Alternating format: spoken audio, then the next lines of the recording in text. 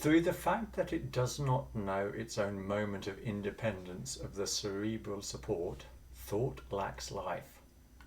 By means of this support, it endures nature, becomes dialectic, and the doctrine of the human-animal impulses.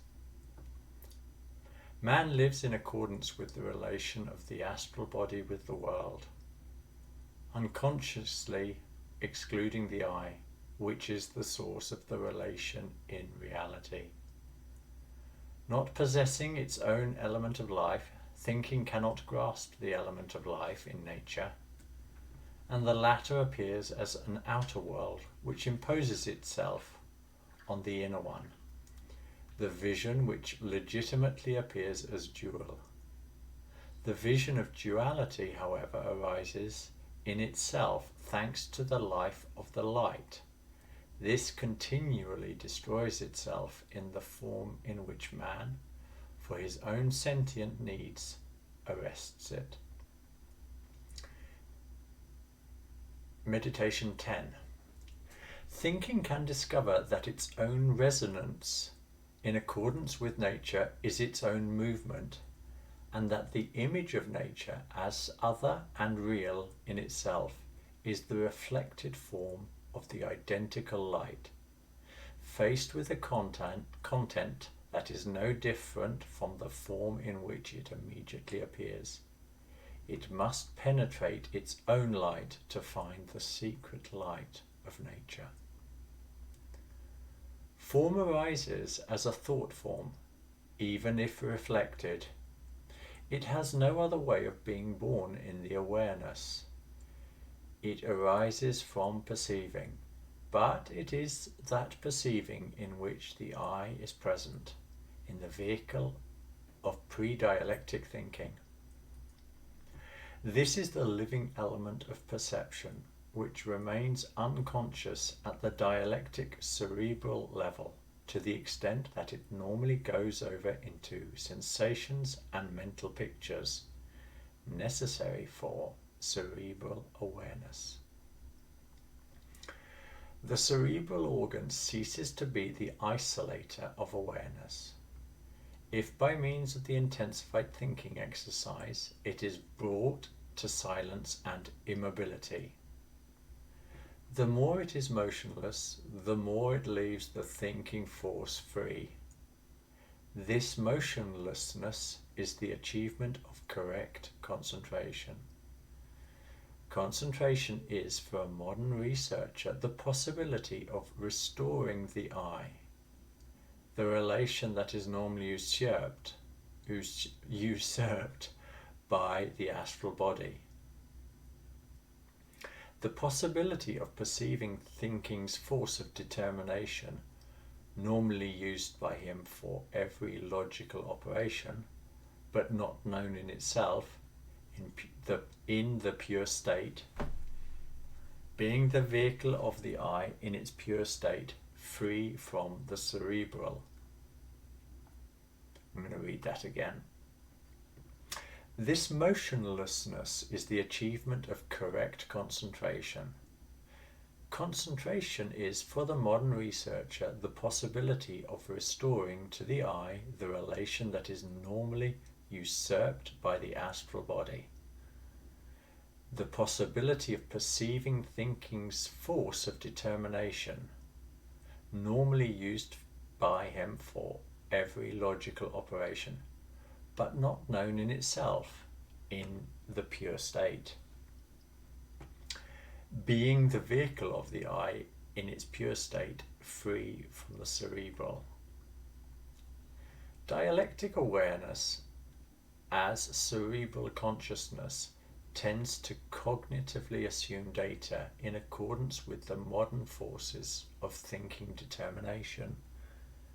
But this assumption is corrupted by the constitutional obtuseness of dialectic awareness, as the residue of the atavistic attitude of passivity with regard to revelation, no longer justified by the current dynamics of determination.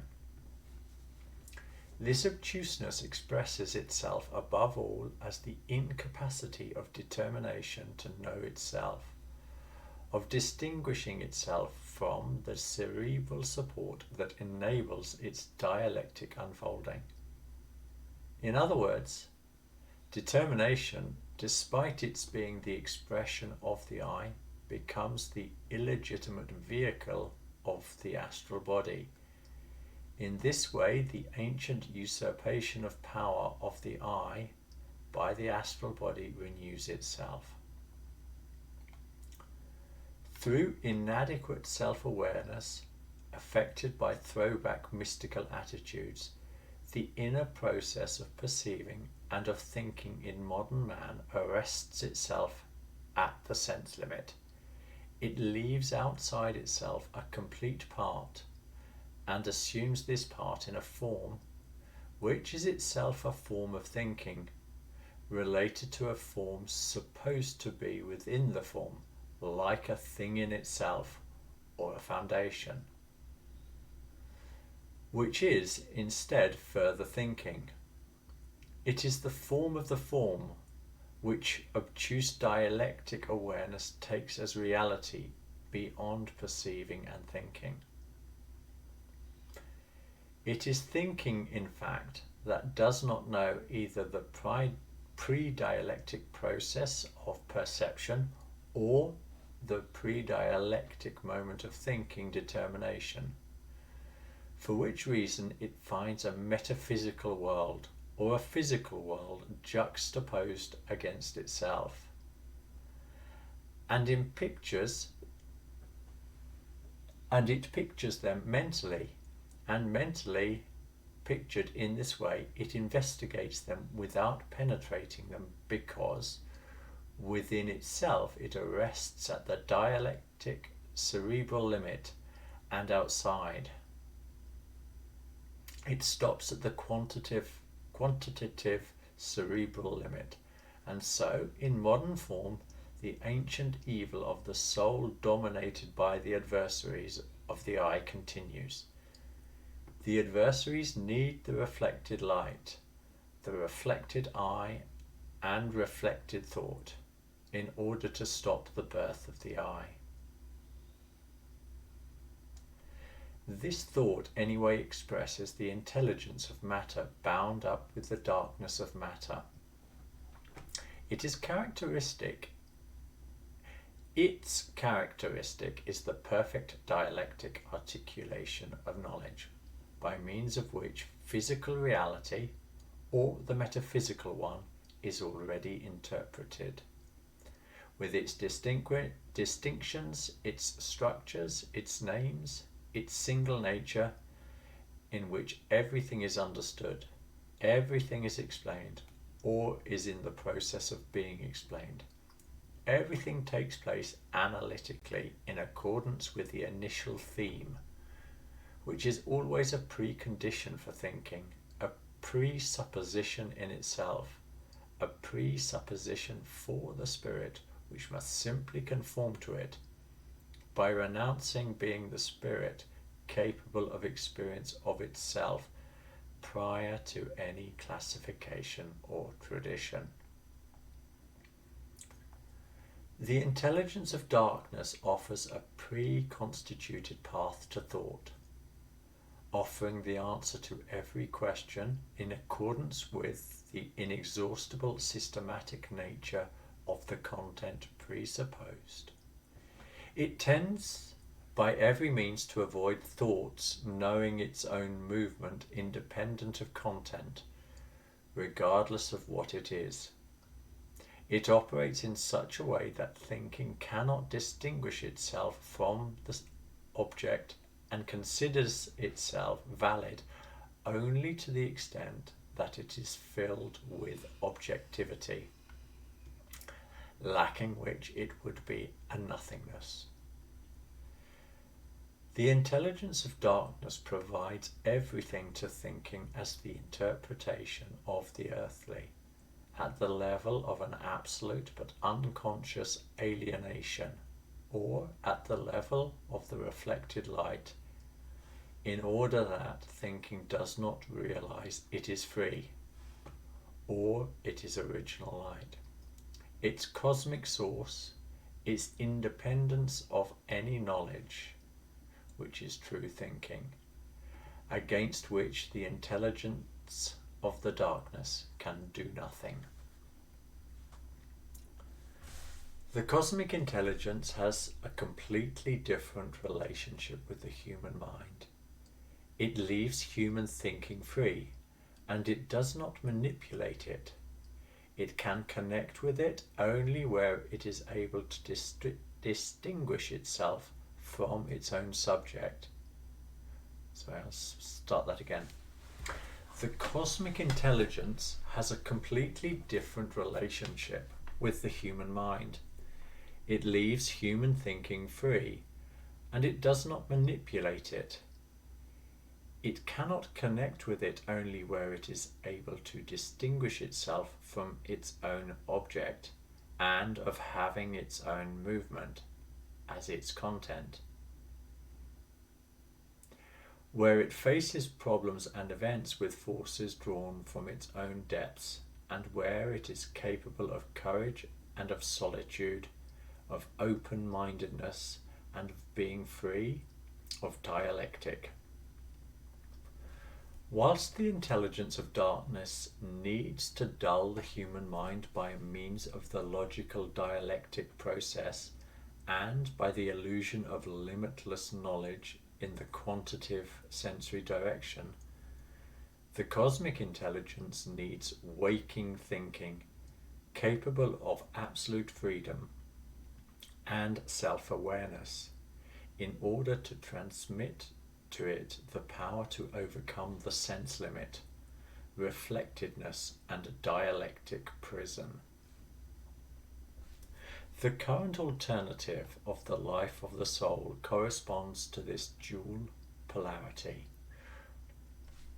with regard to which the instinctive attitude of man with regards to the supersensible reality of the earth is decisive. Reflected or dialectic thought, in fact, does not have the power to elaborate the psychic element of the depths, being essentially dominated by fear. Therefore, it resorts to the palliatives of psychiatric analysis. In dialectically automated man, intelligence, lacking any autonomous movement, does not express real thinking, but soul states only, with regard to an ideal of a real world beyond the everyday and apparent one. For which reason, in reality, the fear of the supersensible world, acting as an unconscious force of dialectic, organizes and validates the unreality of the exclusively measurable world in the forms of culture. An experimenter who is led to overcoming the reflected limit of thinking would move instead in accordance with an impulse to find the reality of nature anew in the supernatural, overcoming in himself the psychic element bound up with the body. That is, he overcomes the fear, but for this reason itself he is taken to surpassing the spirit of aversion that is inseparable from this bondage.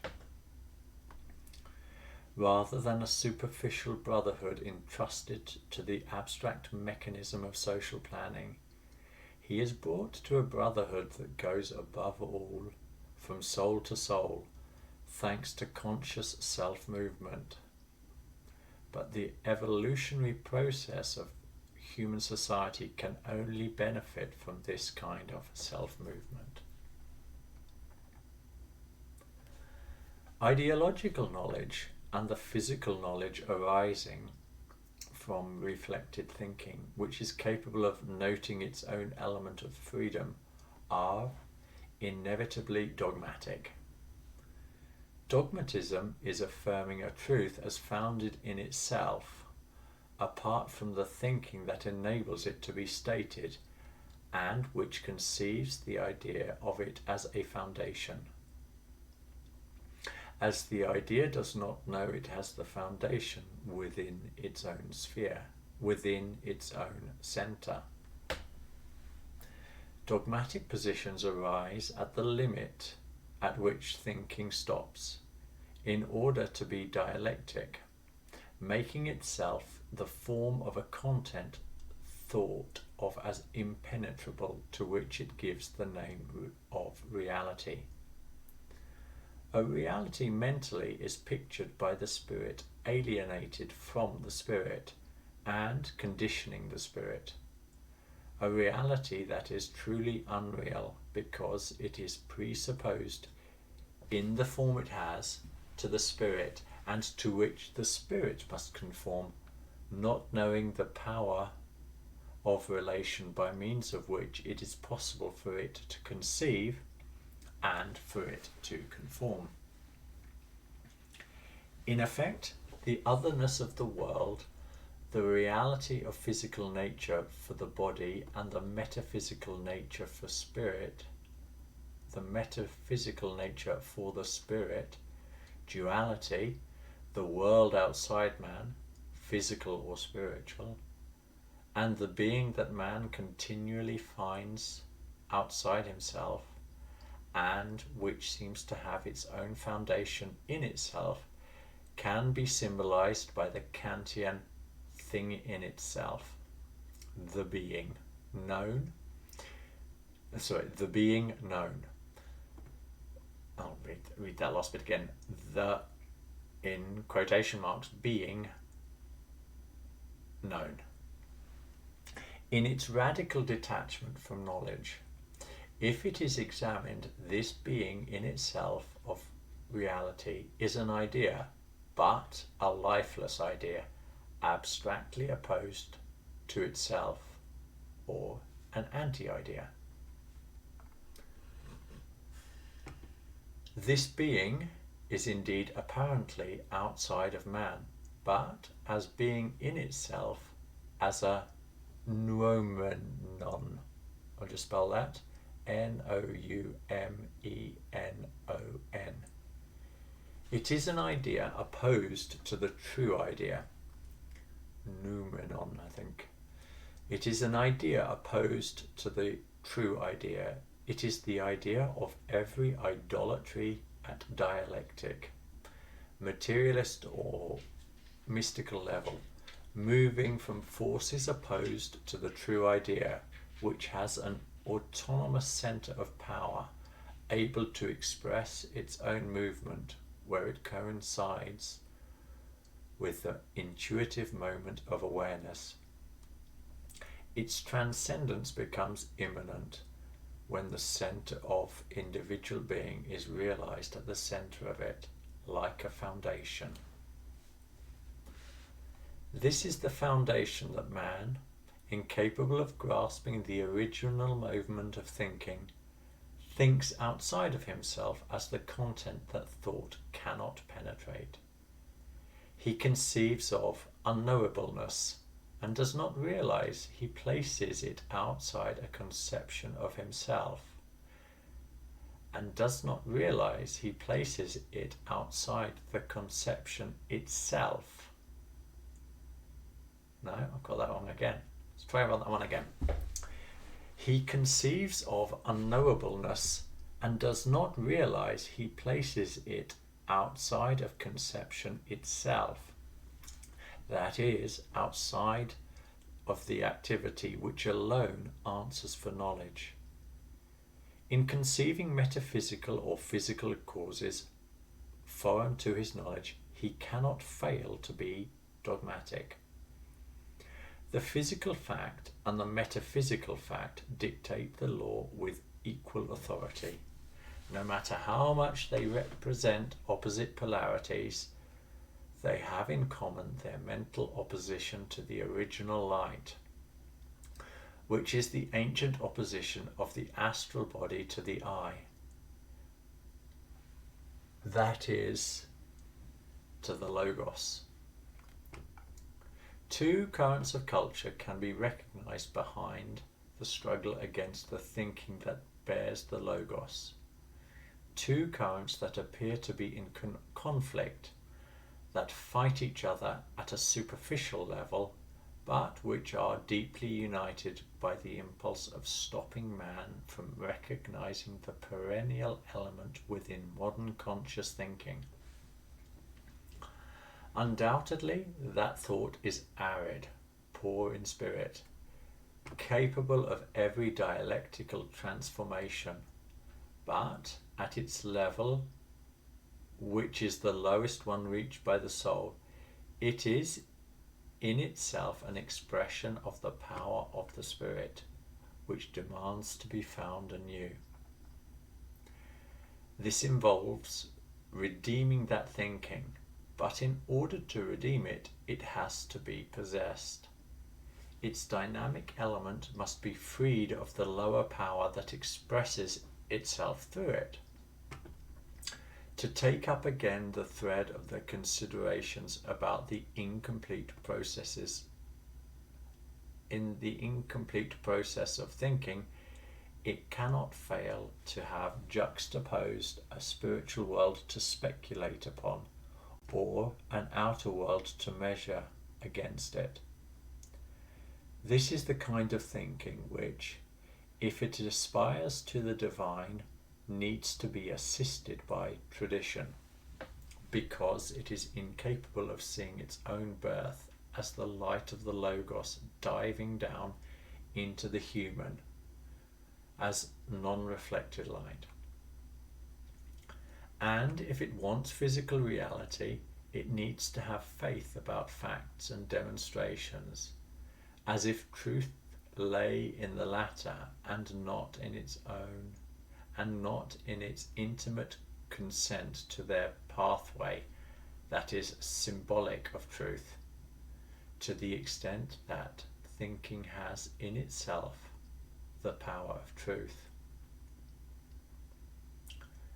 Dialectic thought cannot truly grasp the physical or the metaphysical world, because it does not possess the process by means of which it knows it, assuming it as real outside of itself, a process that lies within it. Like the quantum of the physical or the metaphysical reality, it manages to penetrate. That which remains outside this cognitive process is not outside man, but within thinking. From thinking, to the extent that it is reflected thought, arises the outer image of the world, and this image it finds juxtaposed against itself as reality, which in effect is not reality, but the symbol of its limit. The inner power of the idea, as the principle of the essential power of man, has nothing to do with the idea of idealism, whose sense is speculation, that is, dialectic mistaken for inner action. In the inner power of the idea, an esotericist from the present time can recognize the essential power of life, towards which all the ancient initiations and mystery ascetic paths reached out. The idea he has in himself continually as immediacy. It can manifest its power where it is intensively willed in its nucleus, or from the center from which it moves. Meditation number 11. An idea is an entity of will, a germinal power of the will. Whoever experiences it realizes this will as the raw material for magical operating. A man that never manages to dominate the idea becomes someone possessed by ideologies. He therefore lives in the animal sphere, But all human knowing, experiencing, and perceiving goes back to the idea, like an essence, the original seed that he has the task of restoring to things. It is the operation by means of which alone man can overcome in himself the materialness of things and the bond to animal nature. Meditation 12. The outer image of reality arises from the flow of light in the soul towards the sensory. In this image, the meeting of the soul with the world is already in action to the extent that inanimate matter arises in forms and in colours. It starts to become an inner world, a thinking relationship, an idea. Forms and colours are already an etheric relation of the light by means of perceiving, so that from point to point of reality, from the most elementary physical measurement to sublime calculus, the idea of energy, etc., the relationship is always thought. It is not the relation intuited by idealistic thought, which is incapable of surpassing the reflected condition and of making itself independent of sense processes, but the element of life unseen by that thinking. This experience demands assent and inner action, that is, the exhaustion of speculation.